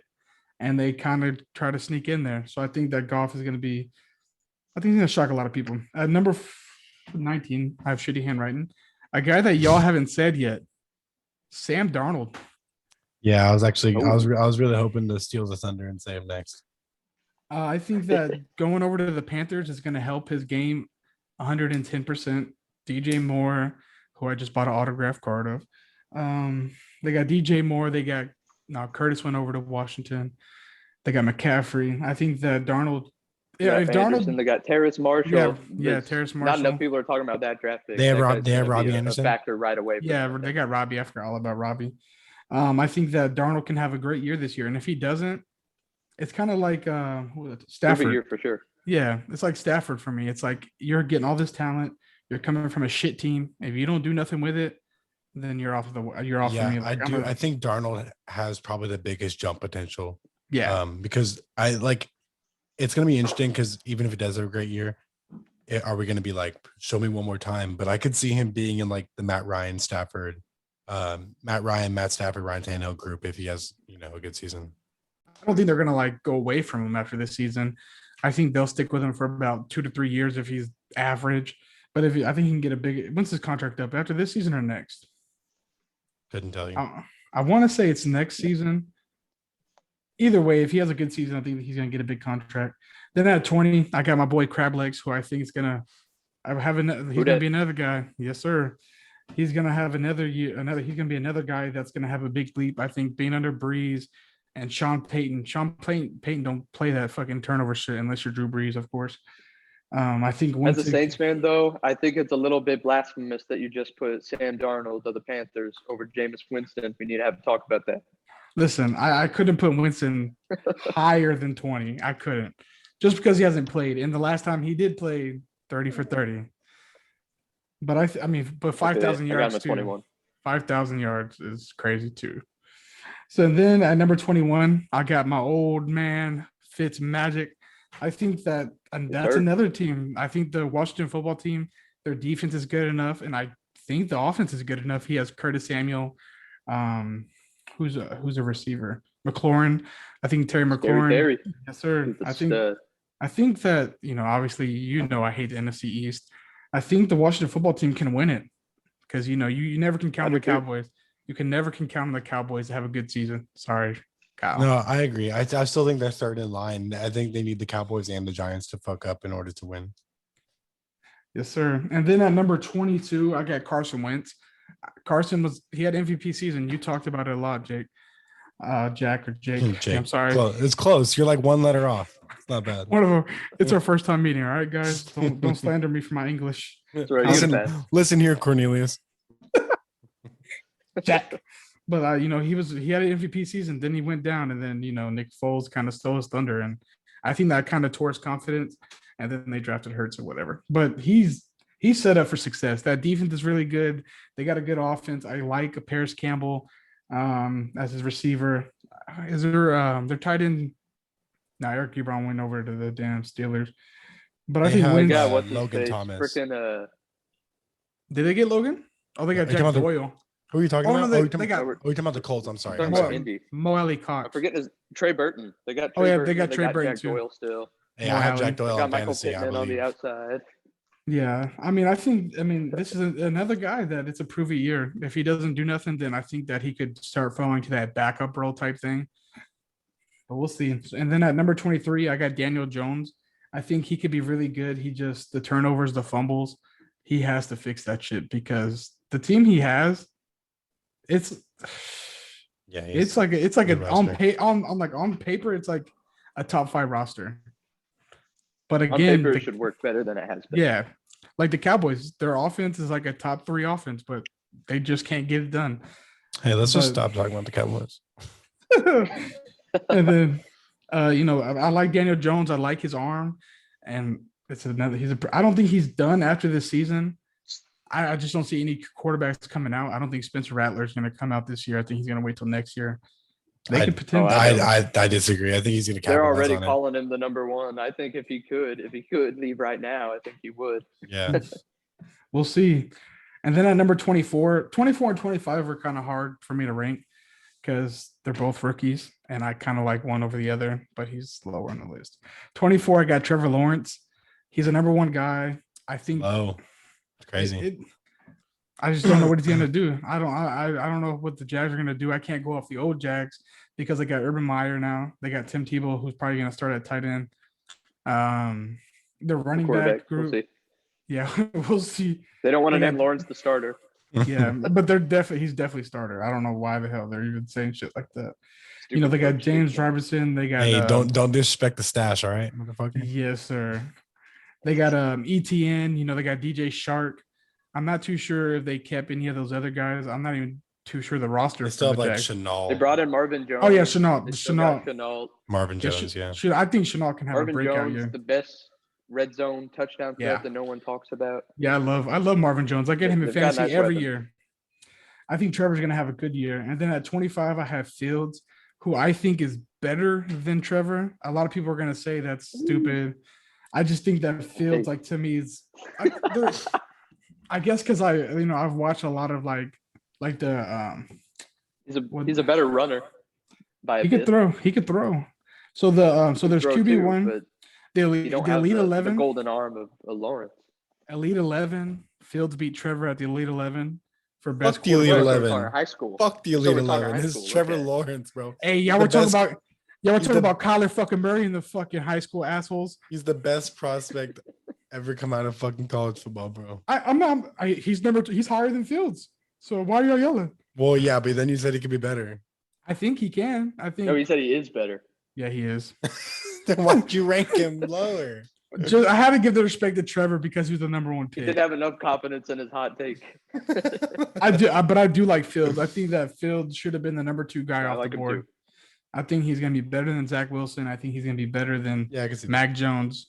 But I think these two, like at the end of their careers, we're going to see stats, and I think that Trevor and Fields are going to be neck and neck. It's just Fields. To me, Fields has a better roster, like defensively wise and offensively. I don't know. Maybe Trevor's It's gonna getting come in close, and- bro. That Jaguars offense is. isn't bad. I know. I can't wait till the first game of the season. Like Yeah. I'm so pumped. Lawrence doesn't have Allen Robinson to fucking throw to, but still, like, they have a pretty good offense. But again, we don't even know if Fields is going to start week 1. So we're Yeah. like, I guarantee Lawrence you he's has- not. I guarantee you Andy Dalton starts week 1. I hope not. If the Browns, They've if the Bears, Yeah. already said that there's no chance that Field starts week They, one. Wow. they They're released a determined whole. to- They did a whole social media campaign about Andy Dalton Gosh. taking a tour of the stadium. I just can't. I just don't like it. To me, it's like if you Dalton want will to. not last long as the starter. Oh no, hell No. no. If No. you want to be a playoff team, Dalton is not your guy. I'm sorry. He's a good backup. He's like a Nick Foles. He's a great backup. Excellent Yeah. backup. He's a great mentor to have for Fields. Like I Mhm. respect Dalton, but he's not. Like for me, They're kind of panicking because the PR team was like all in on QB1 and Yeah. Dalton, and then they That go was so and funny, man. trade up for Stupid. Fields. That's a To me- fucking nightmare. to me, if you want to win now, it's Justin Fields. You have to start him. I guess they're gonna start Andy week 1, and maybe Andy Dalton comes out and just surprises What if he's everybody, a and, fucking stud, dude? and then They'll next start year, like 3-2, and then the Yeah. fans will just get absolutely restless, and Yeah. then Dalton will throw 1 or 2 picks in the 6th game. Yeah, well, And exactly. that's He'll when go Fields 2-2, and it'll look fine. But then they'll lose one game by 25, and it's like Fields, or we're not going to the next game. And that's Yeah. how it's going to be, and they're going to do I it. mean, it's like the same situation last year when Foles started as the starter. Exactly. And then went back to Mitch, and they kept flip flopping. Yeah. Except there won't be the flip flopping. Once they go to Fields, they won't go It's back. over. Yep. yeah. And then at 26, I have Tim Tebow, Mitchell Trubisky. And that's it. For my I was like, wait, what's happening? I'm done with that tier. Okay. I'm just gonna rattle off my last names. This has gone on fucking forever. I'm And we just still gonna, got running backs. I know. I'm just gonna rattle off my last names, and then if we and then you guys can do the same. We can just fucking talk about whatever. But this second to last tier is called "I Want to Believe," and it's Sam Darnold and Cam Newton. I didn't say anything except for I want to believe. Don't shake your head. I'm not saying Cam Newton's gonna fucking be MVP again, but I would love nothing more to see Cam Newton come out and fucking go to the playoffs and win 11 games. And like they're gonna have to tailor the offense around what he is or what's left of Cam Newton because it's not much. But I think that if anyone can do it, it's fucking Belichick. So yeah, Darnold I think is obviously more skilled and has more potential.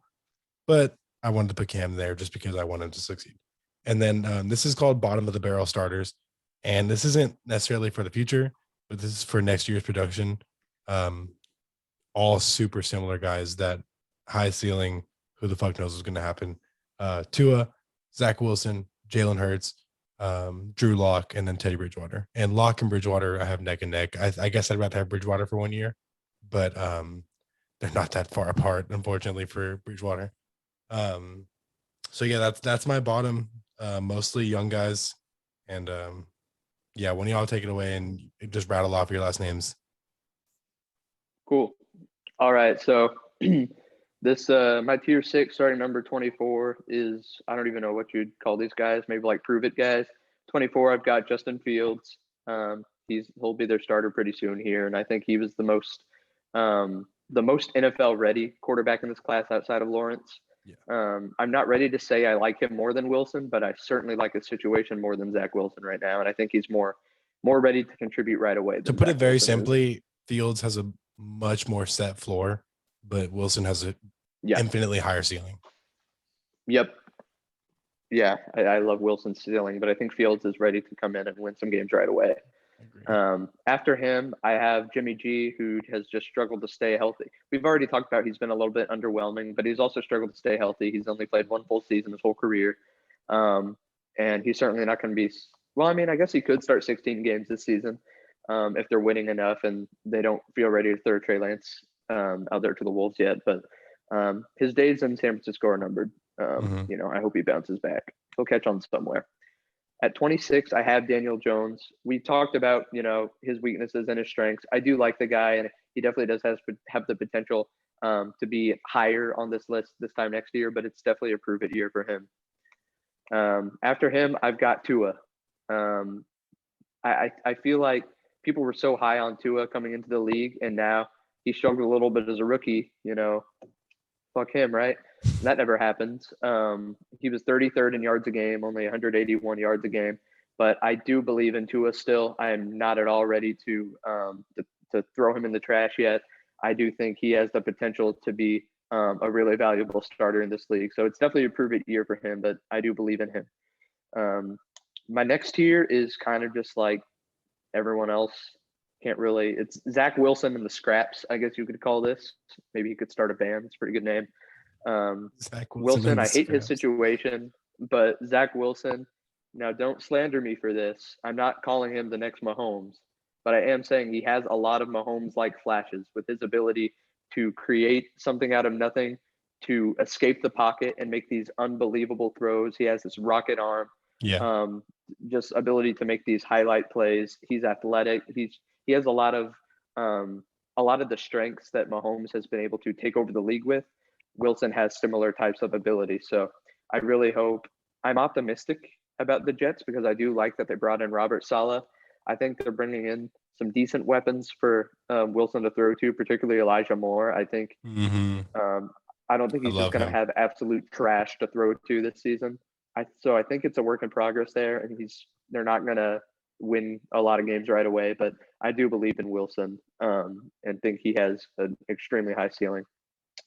After him, I have Cam, who I love the guy, but he seems to have lost the ability to make plays. Do anything. An electric passer.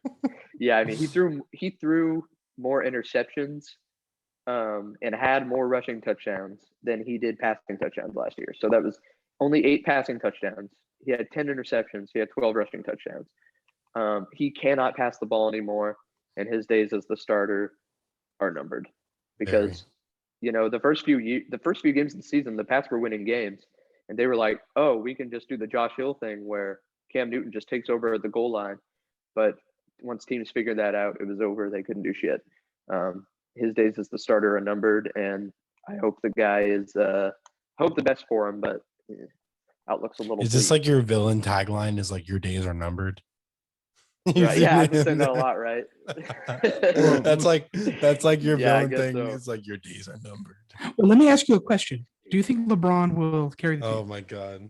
All right. That's an inside joke, Jack. We won't get into that. Okay. We can go on and on about LeBron, right? At 30, I have Darnold. I understand what people see in him, but I think people have been clinging on to his potential for too long. He Mhm. threw more interceptions than he did touchdowns last year. And yeah, he's in a better situation this year. I think his numbers will make a jump, but I'm not convinced he's a guy to build around. And I might go so far as to say his days are numbered. So moving on to 31, I have Jalen Hurts. I love this guy. I've been rooting for him for a I long love him time. so much. I'm gonna rank him the second to last starter. Well, you can love him, but He- like you have to rate him Look, low, man. You have to. Listen to this numbers guy. He threw a 52% completion percentage last year. Jesus. If he threw enough passes, that would have been the worst among qualifying players. He's literally more a than coin 5%. flip when he throws the ball. Drew Lock was the worst in completion percentage among starters last year at 57%. So Jalen Hurts was more than 5% worse than freaking Drew Lock. So he's got to be able to, I understand that offensive line was terrible and, he had no weapons to throw to.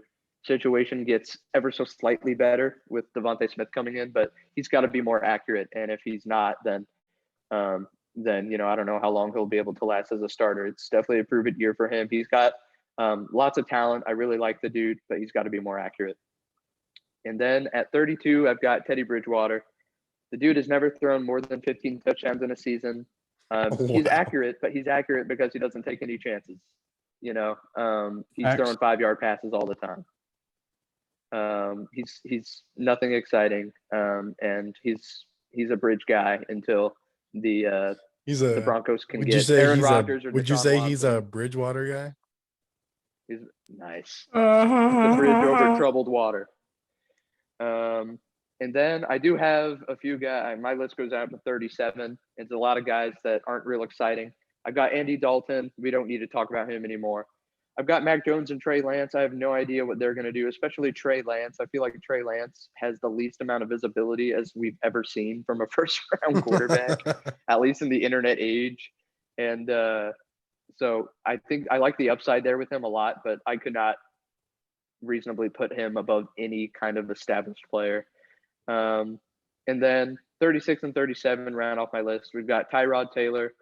He is what he is. He's never thrown more than 20 touchdowns. I don't care but he who doesn't the throw starting picks quarterback either. of that team is. I'm not talking about Tyrod Taylor on this fucking podcast. He's got to be the unluckiest guy ever, man. That's the unluckiest QB in NFL. He did have more than 500 rushing touchdowns 3 years in a row when he was a starter, but he also has barely ever cracked 3,000 yards. The dude's not exciting. And then to end it, we've got freaking Drew Lock. The dude is not. If there's anything to say about Drew Lock, it's that he has a strong arm, but he doesn't know how to use it. So we don't. He had the second worst interception percentage last season, 3.4% of his throws. Any guesses as to who was ahead of him? Probably not.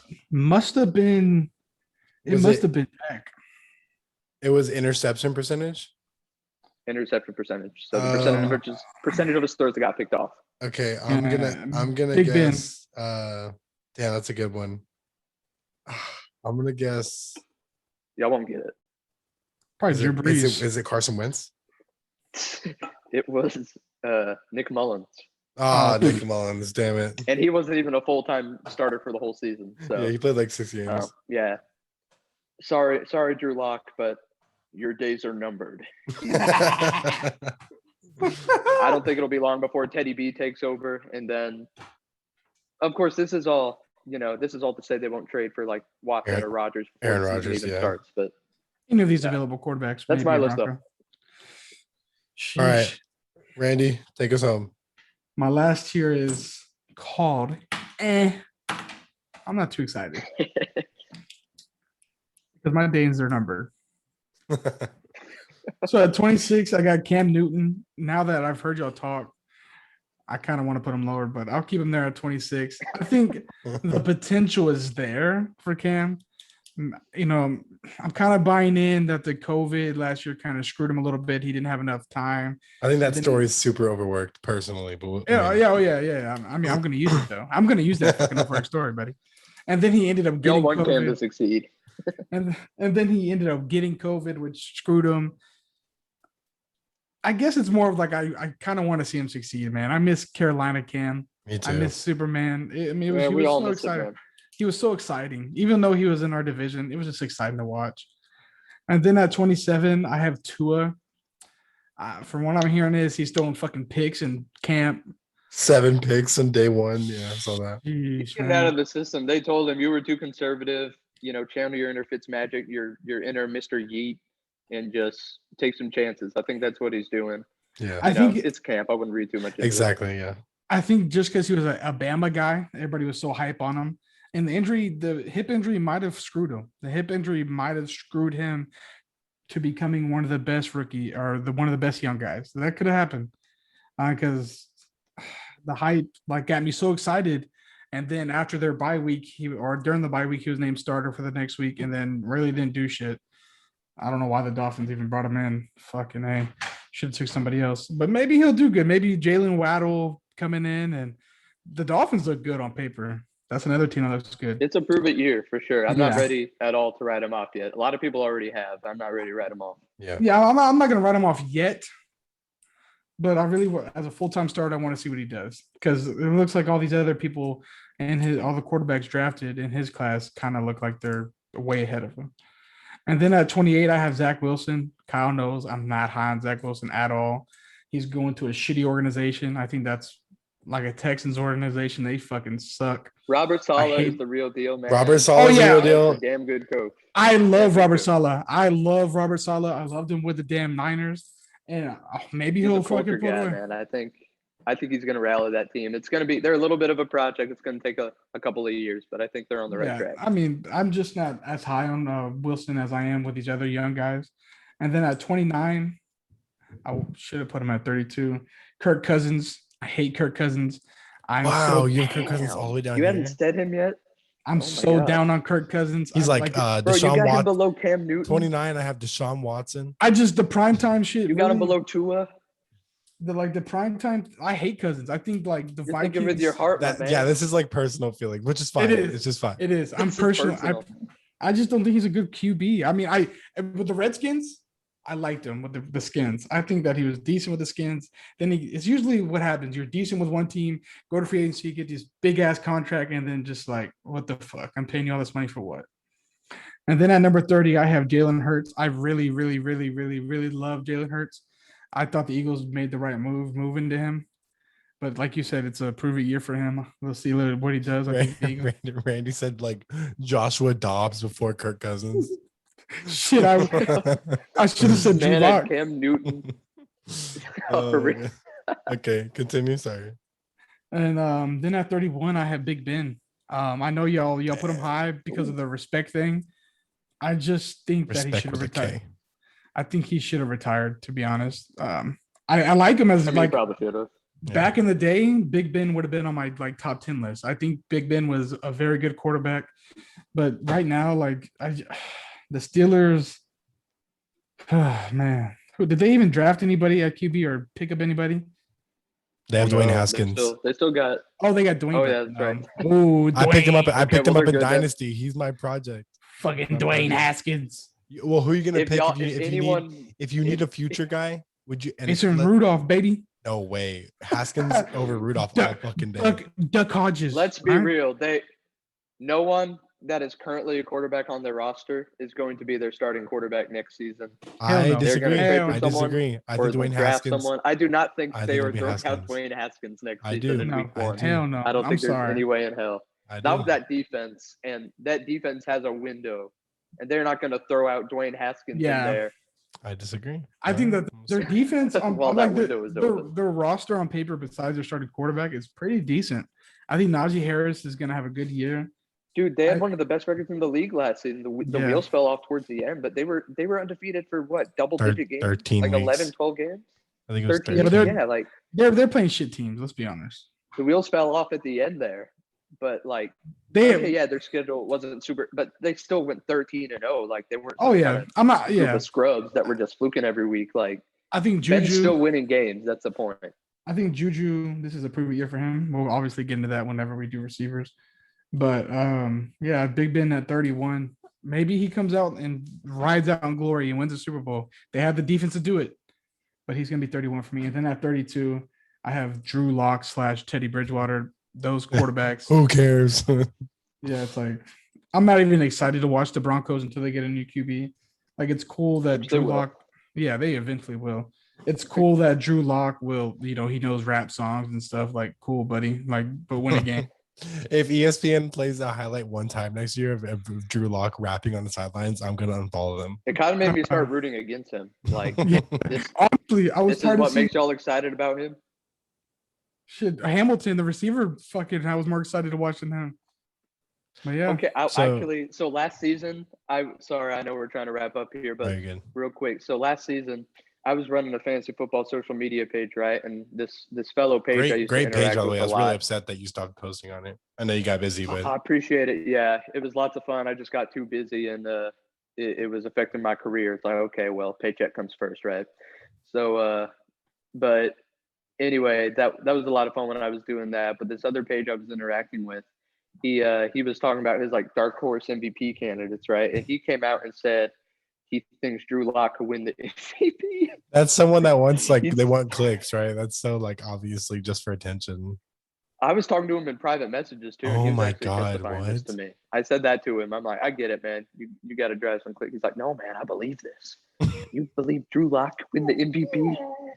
That's hilarious. That the same Drew Lock I'm watching, and that prediction didn't work out. But there's a lot of people were people. insanely high on They're him high. coming into There's the still season. there's some people still high on his ass, which I don't get. Like I'm like, do you I'm guys over They're it. high.